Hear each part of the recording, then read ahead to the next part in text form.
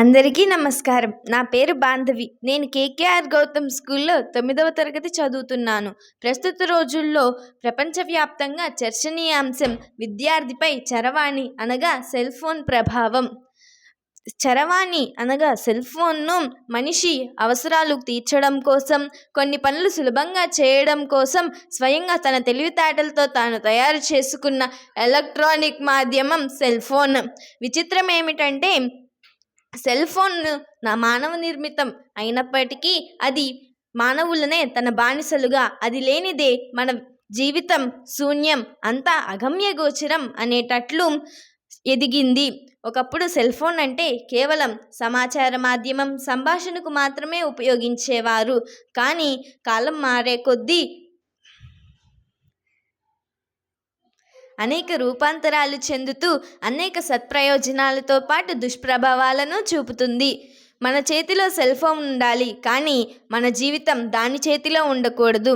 చాకు లేదా కత్తి మనం ప్రతిరోజు ఉపయోగిస్తాం.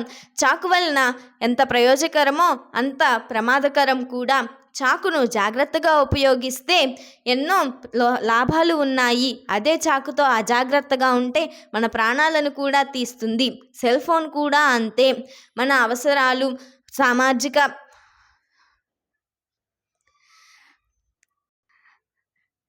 అభివృద్ధికి,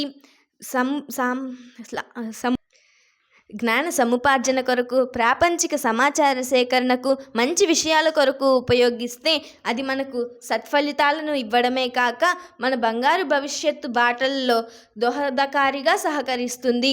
లేకుంటే వినాశకాలే విపరీత బుద్ధి అన్నట్లు మనుషులనే కాదు ప్రపంచాన్నే నాశనం చేయగల సాయుధం సెల్ ఫోన్. సెల్ ఫోన్ మంచి మిత్రుడు అయితే జ్ఞానం పెరుగుతుంది, వ్యసనం అయితే జీవితమే తరుగుతుంది. సెల్ ఫోన్ జ్ఞానం కొరకు ఉపయోగిస్తే మంచిది. అదే సెల్ ఫోన్ను విహారం కొరకు ఉపయోగిస్తే ప్రాణాలకే ప్రమాదం. విద్య, సమాచారం మరియు కమ్యూనికేషన్ మొదలైనవి విద్యార్థిపై సెల్ ఫోన్ సానుకూల ప్రభావాలు. నిద్రలోపం, విద్యకు భంగం కలగడం, కళ్ళ సమస్యలు, శారీరక సమస్యలు, మానసిక సమస్యలు, ఏకాగ్రత లోపించడం మొదలైనవి విద్యార్థిపై సెల్ ఫోన్ ప్రతికూల ప్రభావాలు. ఉపాధ్యాయుని స్థానాన్ని సెల్ ఫోన్ ఎప్పటికీ భర్తీ చేయలేదు. విద్యార్థులకు సెల్ ఫోన్ ఎంత ఉపయోగకరమో దానిని బాధ్యతాయుతంగా ఉపయోగించడం కూడా అంతే ముఖ్యం. విద్యార్థులు సెల్ ఫోన్ను తమ విద్య కొరకు, ఇతర కార్యకలాపాల కొరకు ఉపయోగించాలి.